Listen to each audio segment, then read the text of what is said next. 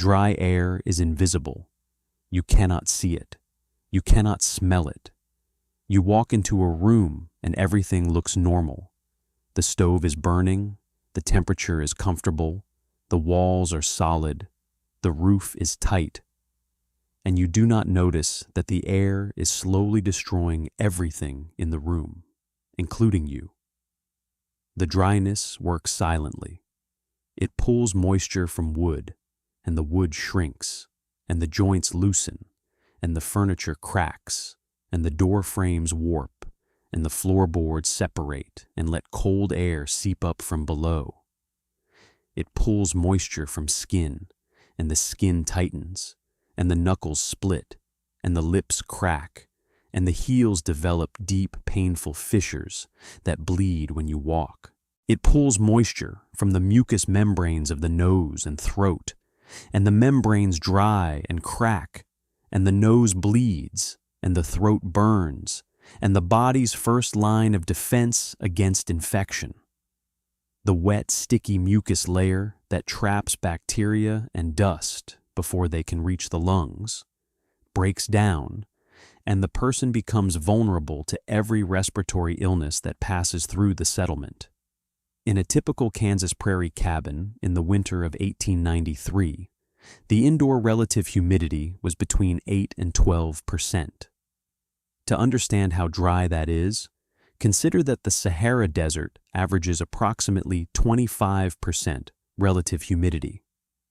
A Kansas cabin heated by a cast iron stove in January was drier than the Sahara. The reason was straightforward. Cold air holds less moisture than warm air. The outdoor air in Kansas in January, at a temperature of perhaps 15 degrees Fahrenheit, might contain a relative humidity of 60%, which sounds reasonable until you realize that 60% of the moisture capacity of 15-degree air is an extremely small amount of water. When that cold, dry air entered the cabin through the gaps and cracks in the walls and floor and was heated to 70 degrees by the stove, its capacity to hold moisture increased enormously, approximately 8 times, but the actual amount of water in the air remained the same. 60% relative humidity at 15 degrees becomes approximately 8% relative humidity at 70 degrees.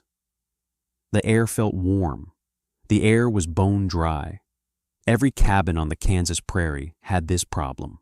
Every family dealt with the consequences: the cracked skin, the nosebleeds, the sore throats, the splitting furniture, the warping door frames, the static shocks that snapped between every metal object and every human hand. Most families did not think of it as a problem with the air. They thought of it as winter. Winter cracked your skin. Winter made your nose bleed. Winter made the furniture split. It was the cold, they said. It was the wind. It was Kansas. Nobody thought about the moisture content of the air inside their cabin, because humidity was an invisible phenomenon that required instruments to measure and concepts to understand that were not common knowledge on the frontier. Now, Bjarni Olafsson thought about humidity the way a man thinks about it when he has grown up on an island in the middle of the North Atlantic, where the relative humidity never drops below 60%, and where the air is so perpetually damp that the challenge is keeping things dry rather than keeping things wet. Iceland is one of the most humid inhabited places on Earth. The ocean surrounds it on all sides. The warm Gulf Stream current wraps around its southern coast, and the constant interaction between cold Arctic air and warm, moist Atlantic air produces fog and mist and rain and snow in quantities that keep the landscape permanently wet. The traditional Icelandic turf house, the badstofa, was designed to manage excess moisture, not to add it. The thick turf walls and the sod roof absorbed moisture from the humid air and released it slowly, preventing the condensation and mold that would otherwise plague any enclosed space in such a wet climate. But Bjarni also knew the opposite extreme. Iceland has geothermal activity, hot springs, steam vents, geysers, and the Icelanders had used geothermal steam for bathing, cooking, and heating for 1,000 years. The hot spring pools, the lager, were not just bathing places. They were gathering places, social centers, therapeutic spaces where the warm mineral water and the steam-saturated air eased joint pain, cleared respiratory passages, and kept the skin supple and healthy through the long, dark winter. Every Icelander knew what steam-saturated air felt like. The warmth that penetrated deeper than dry heat, the ease of breathing, the softness of the skin. And every Icelander who emigrated to a dry climate noticed immediately, viscerally, physically, that something was wrong with the air. Bjarni noticed it his first winter in Kansas, 1892 to 93. He had arrived in the spring of 1892 with Sigridur and the children, following a chain migration from the West Fjords of Iceland through Manitoba and then south to Kansas, where land was cheap and the growing season was long enough for wheat. The cabin they built was adequate, timber frame, tight walls, a good stove, and the first winter was survivable in terms of cold. The stove kept the cabin warm, the walls held against the wind. The problem was inside. By December, Bjarni's hands were cracked to the point of bleeding. The cracks ran across his knuckles like knife cuts, deep red fissures in the skin that opened wider every time he made a fist or gripped a tool, and that bled when the skin flexed, leaving red smears on everything he touched.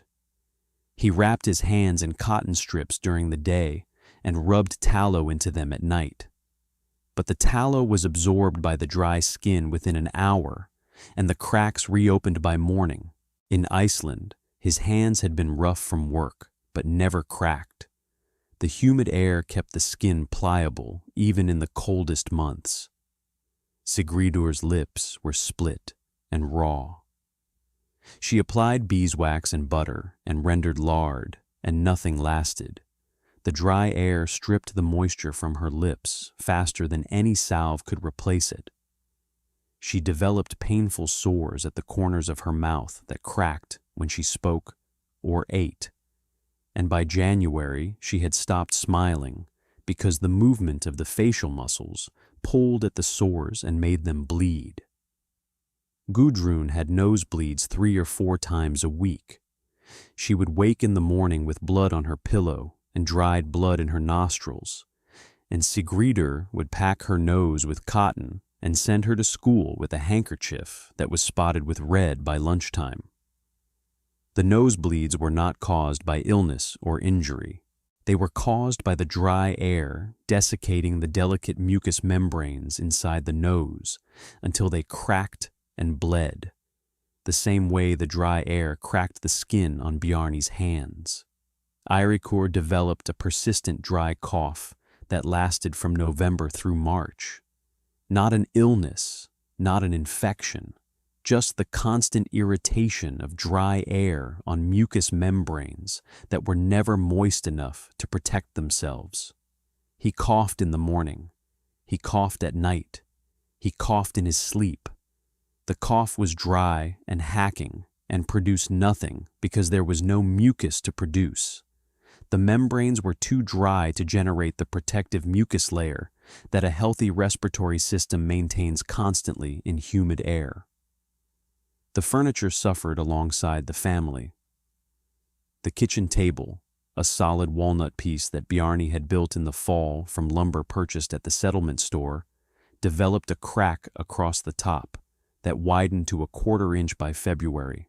The crack ran along the grain, following the path of least resistance as the wood shrank unevenly in the dry air.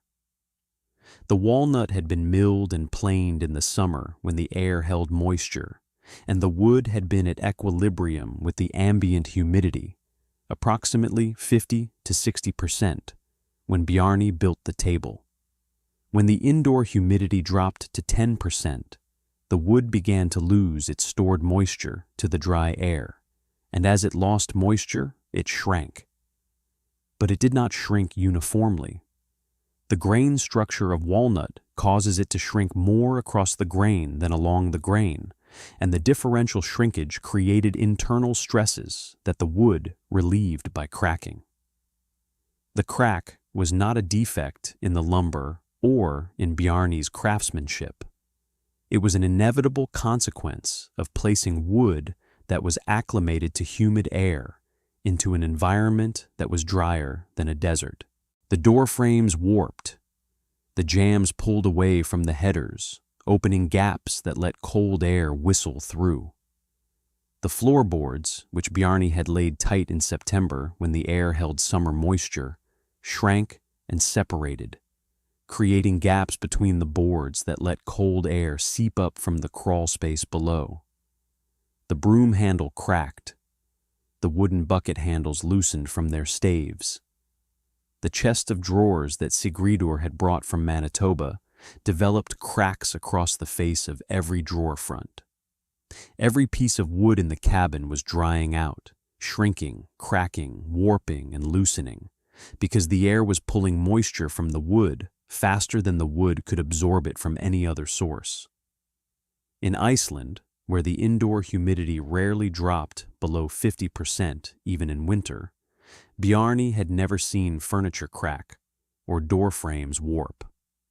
The wood stayed stable because the air stayed humid. On the Kansas prairie, the wood was being destroyed by an invisible force that no one in the settlement recognized as the cause of the destruction. The static electricity was the final indignity. Every time Bjarne touched the stove, the door latch, a metal tool, or another person, a spark snapped between them. A tiny blue arc of static discharge generated by the friction of dry air against dry clothing against dry skin. The sparks were not dangerous, but they were painful, and they were constant, a dozen or more per day. And they made the simple act of reaching for a pot or opening a door an exercise in flinching anticipation. Sigridur, who had never experienced static electricity in Iceland's perpetually humid air, found the phenomenon deeply unpleasant and said the cabin felt like it was angry. In his second spring in Kansas, Bjarne solved the problem. The solution came from the same principle that made the Icelandic hot springs therapeutic. Heated water evaporates into the surrounding air, raising the humidity. The hot springs worked on a massive scale. Thousands of gallons of geothermally heated water evaporating continuously into the open air, creating a microclimate of warm, moist air above and around each pool. Bjarne did not have a hot spring. He had a cast iron stove that burned continuously for 6 months of the year, producing a large amount of waste heat that rose from the stove surface and the stovepipe into the cabin air. If he could put water in contact with that waste heat, water that would absorb the heat and evaporate into the dry cabin air, he could raise the humidity without any additional fuel cost, using heat that was already being produced and that was currently doing nothing except rising to the ceiling and escaping through the roof. His first attempt, in October of 1893, was simple. He placed a cast iron pot of water on top of the stove. The water heated to a simmer and evaporated, producing visible steam that rose into the cabin air. The effect was immediate and dramatic. Within an hour, the air felt different, softer, less harsh in the throat. The static shocks diminished. Sigridur noticed it first. She was standing at the kitchen counter and reached for a tin cup and did not flinch, because for the first time since November, the cup did not shock her. She looked at Bjarne and said, "The air is different." Bjarne said, "The air is wet." It was the first time since leaving Iceland that the air inside a building had felt right to either of them. The problem was control. a pot of water on a hot stove evaporated too fast. A gallon of water produced approximately a gallon of steam in 2 to 3 hours, which was more moisture than the cabin air could absorb at a comfortable rate. The humidity spiked to 60% or above. Too high, high enough to cause condensation on the cold window glass and the exterior walls, creating the mold and moisture problems that plagued the Icelandic houses Bjarni had grown up trying to avoid. The windows fogged within an hour. Droplets formed on the glass and ran down to the sill. The exterior walls, which were cold on the outside surface, developed a sheen of moisture on the inside surface as the warm, humid air contacted the cold plank. This was exactly the condensation cycle that destroyed wooden buildings in humid climates.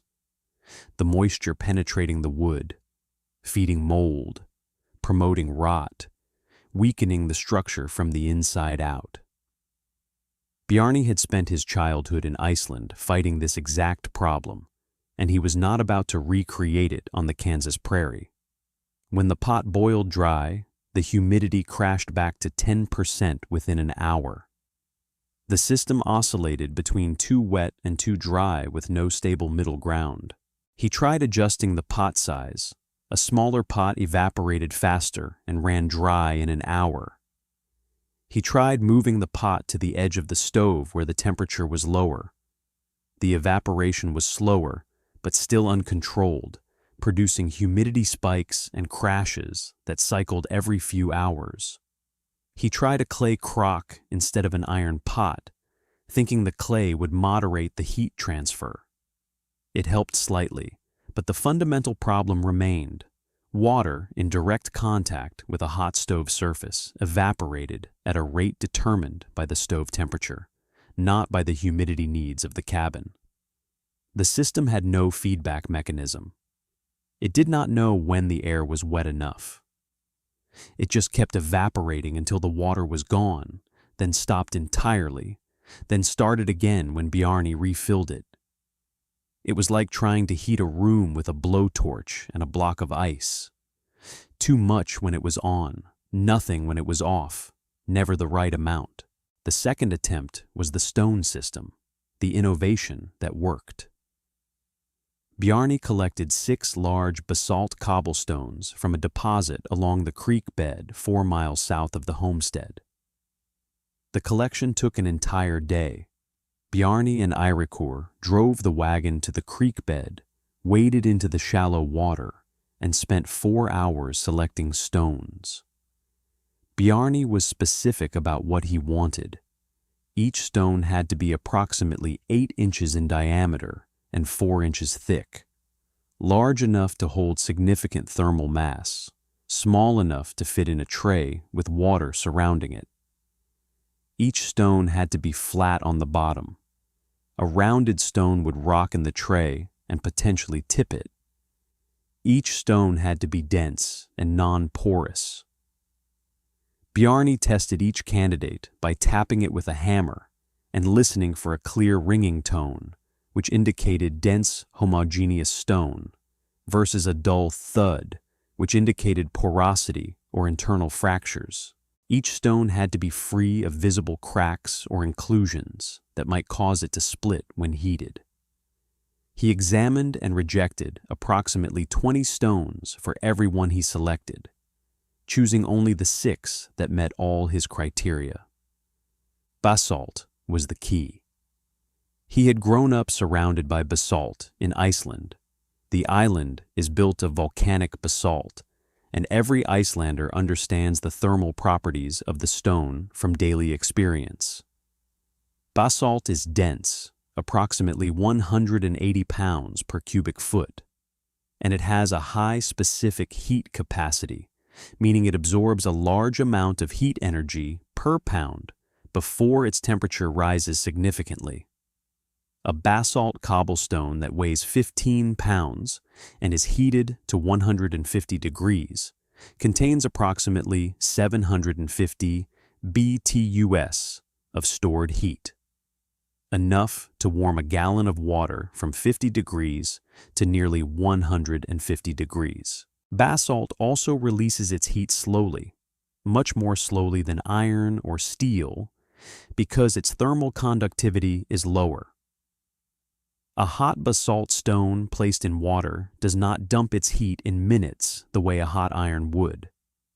It releases the heat over hours, warming the water gradually and sustaining the evaporation at a slow, steady rate rather than a sudden burst. Bjarni built a wooden rack from oak, 2 horizontal rails approximately 3 feet long, connected by cross pieces, suspended from the ceiling joists by 4 iron chains directly above the stove at a height of approximately 18 inches above the stovetop. On the rack, he placed 6 shallow iron trays, each approximately 10 inches in diameter and 2 inches deep, fabricated by the settlement blacksmith from scrap sheet iron at a cost of 50 cents each. In each tray, he placed 1 basalt cobblestone and filled the tray with water to a depth of approximately 1.5 inches, submerging the lower half of the stone. The arrangement put the stones and the water trays in the column of rising hot air above the stove, where the temperature was approximately 120 to 140 degrees, well below boiling, but hot enough to warm the stones and the water to approximately 100 to 120 degrees over the course of an hour. The physics of the system were elegant. The hot air rising from the stove heated the basalt stones, which absorbed the heat and stored it in their thermal mass. The heated stones then transferred their heat to the water surrounding them in the trays, warming the water gradually. The warm water evaporated from the surface of the trays at a rate proportional to its temperature and the humidity of the surrounding air, faster when the air was dry and the water was warm, slower as the air became more humid and the evaporation rate naturally decreased. The system was self-regulating. When the cabin air was very dry, 10% humidity at the start of the day, the evaporation rate was high, perhaps a quart of water per hour from the 6 trays combined, and the humidity rose quickly. As the humidity approached 30 to 40%, the evaporation rate slowed because humid air accepts moisture less readily than dry air, and the system reached an equilibrium point where the rate of evaporation matched the rate of moisture loss through the walls and gaps in the building envelope. The equilibrium humidity was approximately 35 to 45%, well within the comfortable range for human health, and well below the 60% threshold where condensation and mold became problems. The basalt stones served 3 functions. First, they acted as thermal batteries, absorbing heat from the rising air above the stove and releasing it slowly into the water, maintaining a stable water temperature even when the stove fire fluctuated. Without the stones, the water temperature would have risen and fallen rapidly with every change in the stove's heat output, producing uneven evaporation. With the stones, the water temperature was buffered. The stones absorbed excess heat during peak burning and released stored heat during lulls, keeping the water at a nearly constant 100 to 110 degrees throughout the day. Second, the stones increased the surface area for heat absorption. 6 stones with a combined surface area of approximately 450 square inches intercepted more of the rising hot air than the flat water surface alone, capturing heat that would otherwise have risen past the trays and been wasted at the ceiling. Third, the stones provided a visual and tactile indicator of system performance. Bjarni could press the back of his hand against a stone and judge the temperature instantly. If the stone was too hot, the stove was burning too hard and the water would evaporate too fast. If the stone was barely warm, the stove needed fuel. The stones were the feedback mechanism that allowed Bjarni to tune the system by feel. If you want to know what happened when an Icelander hung hot stones and water trays above his stove while every neighbor said it was madness, subscribe to this channel and tell me in the comments where you are watching from. The system was operational by the 1st of November, 1893. The effect was immediate. Within 3 days, Sigríður noticed that her lips were no longer splitting. Within a week, Gudrun's nosebleeds stopped entirely. She went from 3 or 4 per week to 0, and they did not return for the rest of the winter. Eirikur's dry cough diminished within 10 days and was gone by the end of November. Bjarni's hands, which had been cracked and bleeding by December the previous winter, remained intact. The skin was dry but not cracked, the knuckles did not split, and the deep fissures on his heels that had made every step painful the previous January did not develop. The furniture responded as dramatically as the family. The walnut kitchen table, which Bjarni had repaired in the spring by filling the crack with a wooden spline and glue, did not crack again. The door frames, which he had reshimmed and rehung in September, held their shape through the winter. The gaps did not reopen. The doors closed properly. The cold air did not whistle through the jambs. The floorboards, which he had retightened in the fall, remained tight.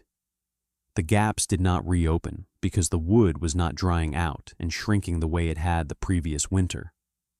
The static electricity vanished. Not diminished. Vanished. From the first week of November onward, not a single static spark snapped in the cabin, because the air held enough moisture to dissipate the electrical charges before they could build to the discharge threshold. The water consumption of the system was modest. Each of the 6 trays held approximately 1 quart of water, and the combined evaporation rate at equilibrium was approximately 1.5 gallons per day.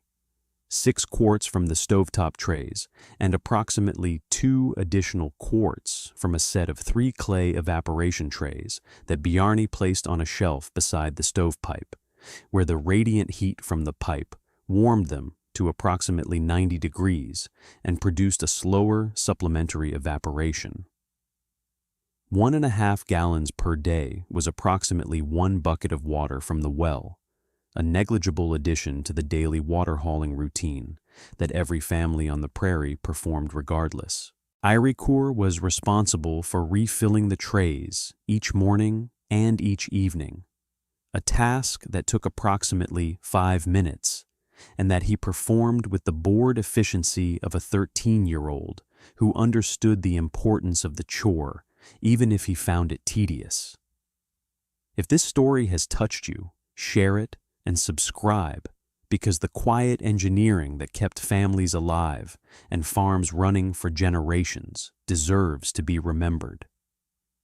The neighbors noticed. Harmon Buckley, whose farm was a half-mile east on the section line road, came to the Olafsson cabin in January of 1894 to borrow a draw knife and stood inside the door for perhaps 30 seconds before he said something was different about the air. He could not identify what it was. He said the cabin felt warmer, but the thermometer on the wall read 68 degrees, the same temperature as his own cabin. He said it felt softer, which was an odd word for air, but the right one. The air in the Olafsson cabin did not scratch the throat when you breathed. It did not sting the nostrils. It did not make the eyes feel dry and gritty the way the air in every other cabin on the prairie did from November through March. Bjarni pointed to the rack above the stove, the 6 stones sitting in their water trays, steam rising gently from the warm water surface in a barely visible haze. Buckley looked at the stones and the water and frowned. He walked closer and examined the system, the iron chains, the wooden rack, the trays with the stones and the water, the gentle steam. He put his hand near the steam and felt the warmth and the moisture. He looked down at the stove beneath the rack and imagined the rack breaking, the trays falling, the hot water spilling onto the stove surface and onto anyone standing below. He imagined the water hitting the hot iron stovetop and exploding into a burst of scalding steam. He imagined a child reaching up to touch one of the warm stones and pulling a tray off the rack onto their head. Buckley was not a foolish man. He was a cautious man. He had seen injuries on the frontier, burns from stoves, scalds from boiling water, broken bones from falling equipment, and he evaluated every new device in terms of what could go wrong rather than what could go right. Hanging stones full of water over a hot stove was a hazard, he said. The rack could break, the trays could spill, the hot water could scald someone standing below. He said it was an accident waiting to happen, and he would not have it in his house. Bjarni did not argue. He had learned in 2 years on the Kansas prairie that arguing with a man about his house was as productive as arguing with the wind about its direction. He showed Buckley how the rack was secured. 4 chains, each rated to hold 50 pounds, attached to lag bolts sunk 2 inches into the ceiling joists, supporting a total load of approximately 120 pounds, 90 pounds of stone, and 30 pounds of water and trays, with a safety margin of approximately 3-to-1. He showed him the tray seats carved into the rack rails that prevented sliding. He showed him that the water was warm, but not boiling, approximately 100 degrees, comfortable to touch. Buckley acknowledged the engineering, but maintained his objection. He took the draw knife, thanked Bjarni for the loan, and left. Buckley's wife Dora came to visit Sigríður in February. She had been suffering from cracked hands and nosebleeds all winter, the same symptoms that every woman on the prairie endured. And Sigríður showed her the humidification system and explained what it did. Dora sat in the cabin for 2 hours, and during those 2 hours her nose did not bleed, and the tight, dry feeling in her throat eased for the first time since November. She pressed her hand against one of the warm basalt stones and felt the gentle heat radiating from it, and she looked at the water evaporating steadily from the trays, and she understood the principle even if she could not have explained the physics. Hot stones warm water. Warm water becomes steam. Steam makes the air wet. Wet air does not crack your skin or make your nose bleed.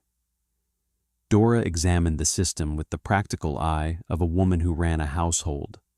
She noted that the trays were stable in the rack. The iron chains held the rack level, and the trays sat in shallow depressions that Bjarni had carved into the rack rails to prevent sliding. She noted that the water in the trays was warm but not boiling, perhaps 100 degrees, comfortable to touch, not dangerous if spilled. She noted that the steam rising from the trays was gentle and diffuse, not the violent column of steam that a boiling kettle produced. She noted that the stones were heavy enough to keep the trays firmly seated. The 15-pound basalt cobblestones acted as ballast, preventing the trays from tipping or sliding even if someone bumped the rack. The system was stable. The system was safe. The system was exactly what her household needed. Dora went home and told Harmon she wanted stones above their stove. Harmon said it was a hazard. Dora said her nosebleeds were a hazard.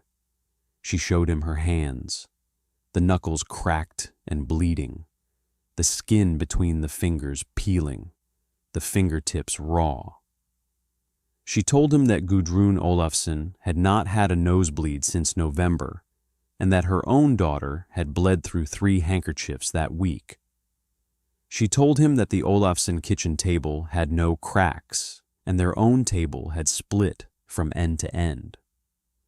She did not argue about physics or engineering. She argued about blood on the pillowcases and furniture that was falling apart, and a daughter who went to school every day looking like she had been in a fight. Harmon built the rack the following weekend. The Buckley system was simpler than the Olufsen system. 4 stones instead of 6, because the Buckley cabin was smaller, and tin trays instead of iron, because tin was cheaper. Bjarni helped with the installation. He showed Harmon how to position the rack at the correct height above the stove. 18 inches, high enough to avoid scorching the rack, low enough to catch the maximum rising heat. How to carve the tray seats into the rack rails, and how to select stones with a flat bottom surface that would sit stably in the trays without rocking. The installation took half a day, and the system was operational that same evening. The effect was the same. Dora's nosebleeds stopped within a week. Harmon's cracked knuckles healed. Their son Leif, who had been coughing since October, stopped coughing by the end of February. The furniture stopped splitting. The static disappeared. Harmon, who had called the system a hazard 3 weeks earlier, told Bjarni in March that it was the best $3 he had ever spent.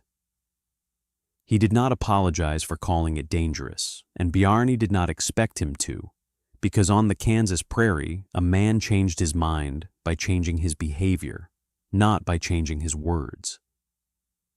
The total cost of the system was $3.20, $1.50 for the tin trays, 70 cents for the iron chain, and $1 for the blacksmith to fabricate the ceiling hooks. The basalt stones were free, collected from the same creek bed where Bjarni had found his. By the winter of 1895 to 96, 5 families in the settlement had stone humidification systems above their stoves. By 1898, 9 families had them. The systems varied in size and materials. Some used basalt, some used granite, some used dense limestone, depending on what was available locally. But the principle was identical in every case. Dense stones in water trays suspended above the stove, absorbing waste heat and evaporating water at a controlled rate. The stone selection mattered more than most families initially realized. Bjarni had specified basalt because he understood its thermal properties from a lifetime of living on a volcanic island, but the settlers who used granite found that granite worked almost as well, slightly less thermal mass per pound than basalt, but the difference was negligible in practice. Limestone was less effective. Limestone is porous, and porous stone absorbs water into its interior, which reduces the amount of water available for surface evaporation and makes the stone heavier and more fragile over time as the absorbed water expands and contracts with temperature changes. 2 families who used limestone reported that their stones developed surface cracks after 2 winters and needed to be replaced, while Bjarni's basalt stones showed no deterioration at all. Bjarni advised every family who asked to use the densest, least porous stone they could find. Basalt or granite were ideal. River cobblestones that had been water-tumbled smooth were better than quarried stone because the smooth surface shed water cleanly and did not trap sediment in rough patches. The cost ranged from $2.50 to $5 depending on the materials used. The health benefits were universal and immediate. Nosebleeds stopped, cracked skin healed, dry coughs disappeared, respiratory infections declined. The settlement schoolteacher, a young woman from Ohio who had never connected her students' chronic winter nosebleeds to the dry air, noticed that the children from families with humidification systems had fewer absences during the winter months, arrived at school in better health, and suffered fewer of the spreading respiratory illnesses that typically swept through the schoolhouse every January and February. She did not attribute this to the stones and water. She attributed it to the Icelandic family having some natural hardiness. But Bjarni knew better. The hardiness was not in the blood, it was in the air. The respiratory benefit was the most significant. Leif Fitch, who served as the settlement's informal medical advisor. He was not a doctor, but had some training as a pharmacist's assistant and kept a small stock of patent medicines and basic supplies. Told Bjarni in the spring of 1896 that the families with humidification systems had reported approximately half as many winter respiratory infections as the families without them. Fitch had been keeping informal records of illness in the settlement since his arrival in 1890. Not rigorous medical charts, but a notebook in which he recorded every time a family asked for medicine or advice. And the pattern was clear across 3 winters of observation. The families with humidified cabins reported an average of 2 respiratory illnesses per family per winter: colds, coughs, chest infections. The families without humidification reported an average of 4 to 5. The difference was consistent across age groups, family sizes, and cabin types. Fitch could not explain the mechanism. The germ theory of disease was still relatively new, and the role of humidity in respiratory health was not well understood in 1896. But the correlation was consistent across 3 winters of observation. The wet mucous membranes of the families with humidified cabins were trapping more bacteria and more dust before they could reach the lungs, and the moist air was keeping the airways hydrated and functional rather than dry and cracked and vulnerable. The mucous membrane of the nasal passage is the body's first filter, a wet, sticky surface that traps particles and pathogens before they can enter the lower respiratory system. When that membrane dries and cracks, the filter fails, and everything that enters the nose, bacteria, dust, mold spores, virus particles, passes unimpeded into the throat and lungs. In a cabin with 10% humidity, the nasal membranes cracked within hours of the first stove firing in November and did not heal until the stove was extinguished in April. In a cabin with 35% humidity, the membranes stayed moist and intact all winter. Fitch began recommending the stone humidification system to families with chronic respiratory problems, particularly families with young children, who were most vulnerable to winter chest infections, and families with elderly members who recovered from respiratory illness more slowly and were more likely to develop complications. By 1900, Fitch considered the humidification system as important to winter health as warm clothing and adequate food, and he told Bjarni that if he could have prescribed it like medicine, he would have written it on every prescription pad in the territory. The economic benefit of the system extended beyond health to the preservation of property. Bjarni calculated in the spring of 1898, after 5 winters of operation, that the humidification system had saved him approximately $40 in furniture repair and replacement costs. The walnut kitchen table that had cracked in the first dry winter would have cost $6 to replace.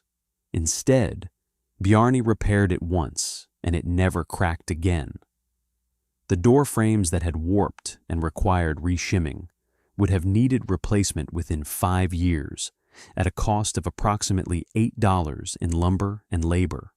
Instead, they held true for a decade. The floorboards that had separated and let cold air in would have needed to be pulled and relayed, a 2-day job costing approximately $5. Instead, they stayed tight.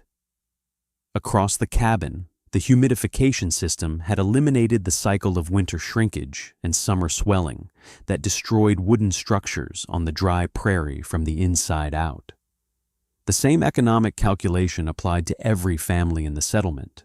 A typical prairie cabin contained approximately $50 worth of furniture and wooden fittings.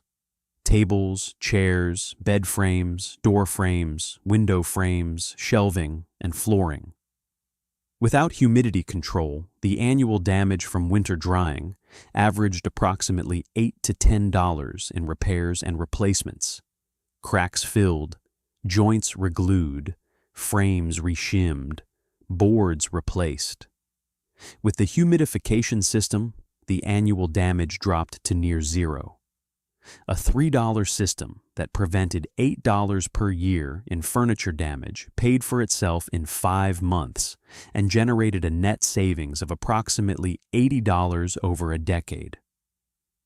No other investment on the prairie, not a new plow, not a better stove, not improved seed stock, generated a return of 25 to 1 over 10 years from an initial investment of $3.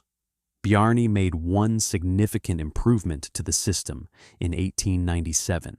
He replaced the wooden ceiling rack with a wrought iron rack fabricated by the settlement blacksmith, heavier and more expensive, $4 for the ironwork, but fireproof and far more durable than the oak rack, which had shown some charring on its underside after 4 years of exposure to the rising heat from the stove. The charring was not structural. The oak was not in danger of catching fire, as the temperature at the rack height was well below the ignition point of wood. But it was a warning sign that the heat was slowly degrading the wood fibers, and over a decade or more, the rack might weaken enough to require replacement. The iron rack eliminated the fire risk that Harmon Buckley had originally cited as his objection to the system, and it was strong enough to hold 8 stones instead of 6, increasing the thermal mass and the evaporation capacity for the coldest days of winter when the air was driest and the stove burned hottest. The iron rack also solved an aesthetic problem that Sigríður had mentioned, but that Bjarni had initially dismissed as unimportant. The wooden rack absorbed moisture from the steam rising past it, and over 4 winters the oak had darkened and swelled slightly, giving it a perpetually damp appearance that Sigríður found unclean-looking. The iron rack did not absorb moisture. It stayed dry and clean and could be wiped down with an oiled cloth in seconds. It was also easier to remove and rehang for seasonal maintenance. The iron hooks at the top of the chains slipped on and off the ceiling bolts quickly, allowing Bjarni to lower the rack, clean the trays, inspect the stones, and rehang the entire system in less than 20 minutes. The wooden rack, by contrast, had been semi-permanently mounted with rope lashings that took 15 minutes to untie and retie. Small differences in convenience, but over 10 years of daily use, they mattered. The iron rack had one disadvantage that Bjarni discovered in its first winter of use. Iron conducted heat more efficiently than wood, which meant the rack itself became warm, approximately 80 to 90 degrees at its center, directly above the stove.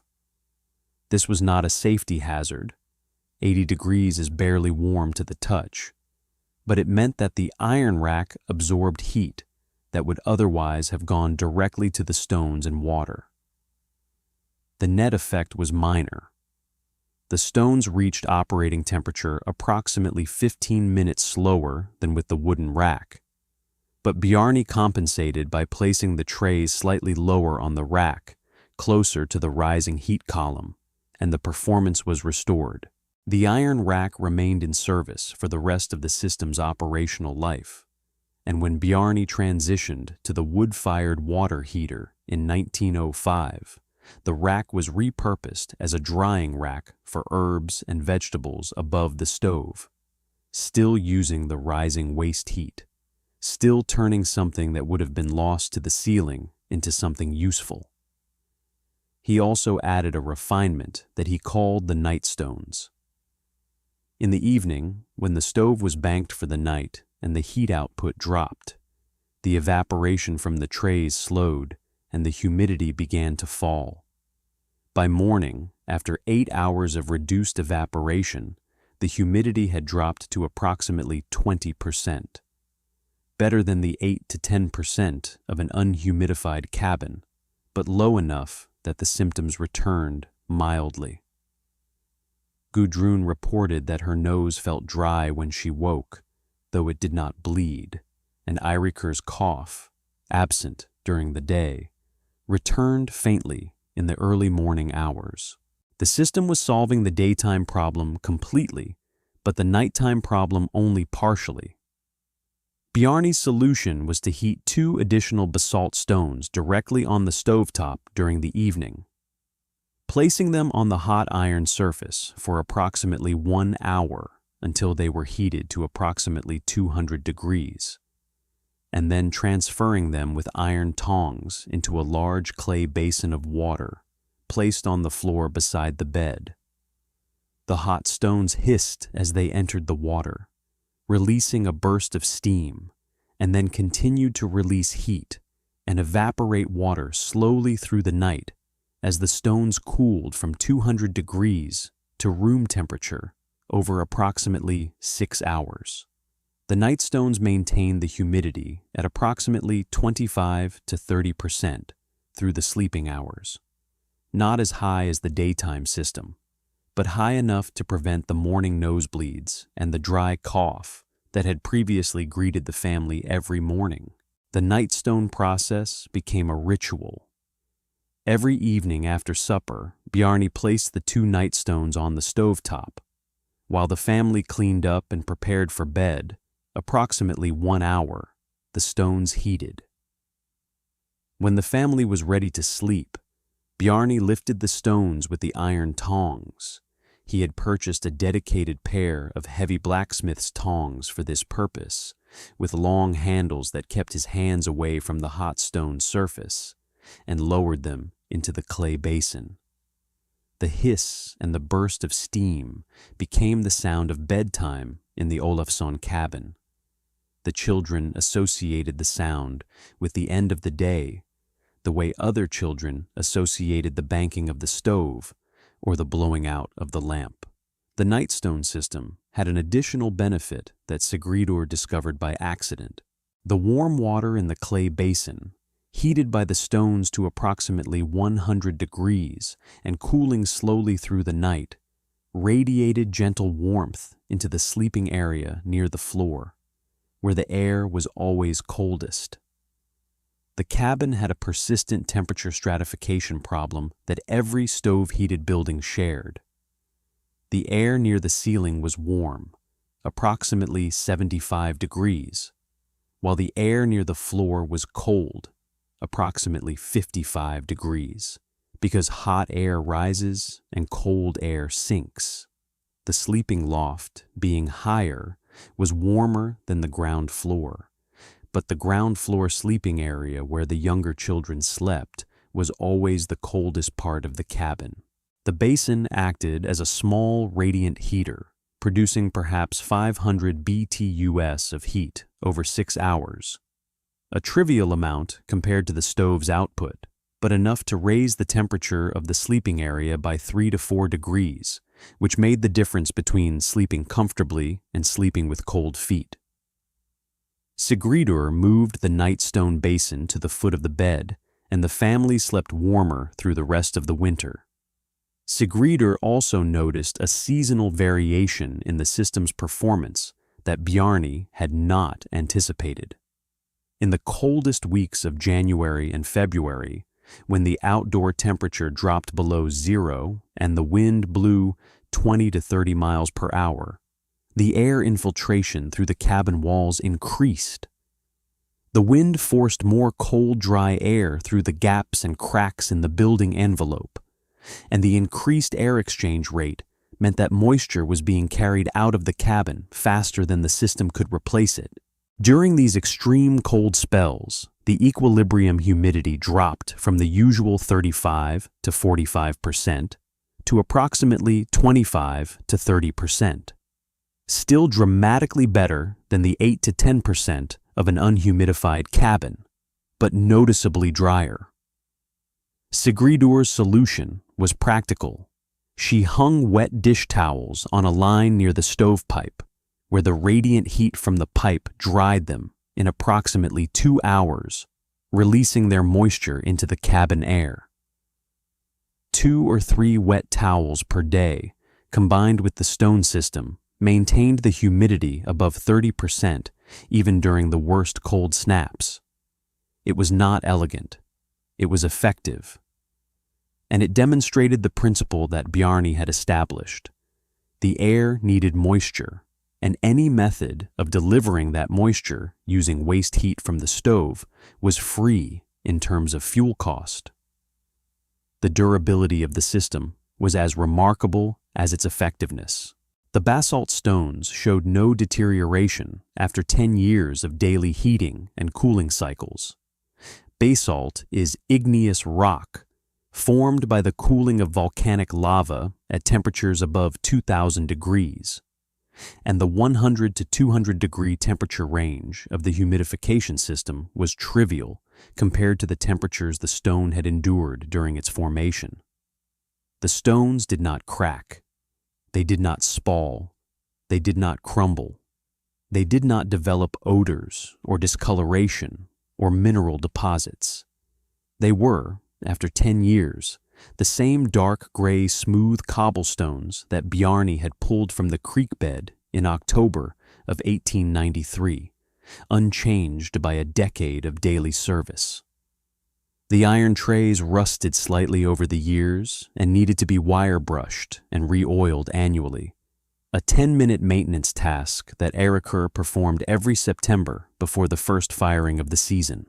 The mineral content of the well water left a thin white scale on the inside of the trays and on the surface of the stones, which Bjarni scraped off once a year with a flat chisel, a 15-minute job that kept the trays clean and the stone surfaces smooth for maximum evaporation efficiency. One tray was replaced after 7 years when the rust finally perforated the bottom. Bjarni paid 50 cents for a replacement from the blacksmith, and the system was back in operation the same day. The iron ceiling rack was sound after 10 years with no maintenance other than an annual coat of stove black to prevent surface rust. The total maintenance cost over 10 years was approximately $2, 1 replacement tray and a tin of stove black per year. Sigridur, who had managed the household water supply and the daily refilling of the trays for 10 years, maintained a simple record of the system's water consumption in a notebook. Over the winter of 1897 to 98, which she recorded in detail as a representative year, the system consumed approximately 270 gallons of water from November through March, 150 days at approximately 1.5 gallons per day, plus an additional 20 gallons for the Nightstone Basin. 270 gallons was approximately 13 trips to the well with a 20-gallon barrel, less than 1 additional well trip per week, a negligible addition to the household water supply that was already running 4 to 5 trips per week for cooking, drinking, washing, and livestock. The 9 humidification systems in the settlement operated for a combined total of approximately 70 system winters between 1893 and 1905, when piped water systems and manufactured humidifiers began to appear in the newer houses. During those 70 system winters, the total number of system failures was 0. No rack collapses, no scalding incidents, no fires. The hazard that Harmon Buckley had feared never materialized, not once, in 70 winters of daily operation across 9 families. The total cost of all 9 systems combined was approximately $35. The total health benefit, measured in nosebleeds prevented, cracked hands healed, respiratory infections avoided, and furniture preserved, was incalculable, but every family that had a system told the same story. The first winter without it was miserable, and every winter with it was tolerable, and the difference was 6 stones and a bucket of water a day. The Olafsen system operated continuously from November 1893 through the spring of 1903, 10 consecutive winters, and was still operating when Bjarni added a wood-fired water heater to the cabin in 1905 that provided a more convenient but functionally identical source of warm evaporation. The original stones, the 6 basalt cobblestones that Bjarni had collected from the creek bed in October of 1893, selected one at a time from dozens of candidates, tapped with a hammer to test their density, inspected for cracks and porosity, carried home in a wagon 4 miles over rutted prairie roads, were still in use in 1905, still absorbing heat, still warming water, still releasing humidity into the Kansas prairie air that tried every winter to crack everything it touched. 12 years, 6 stones, 1.5 gallons of water per day, 0 nosebleeds, 0 cracked hands, 0 splitting furniture, 0 static shocks, 0 respiratory infections, 9 families, 70 system winters, 0 failures, $3 to build, $2 to maintain over a decade. A return on investment that no bank in Kansas could match and no engineer in the territory could improve upon. And an Icelander who understood that the air inside a house is as important as the walls around it, because you can build the tightest cabin on the prairie and heat it with the best stove in the territory and still suffer through the winter if the air you breathe is drier than a desert. No myths, no miracles, just stone, water, heat, and the quiet physics of moisture that the air forgot to carry.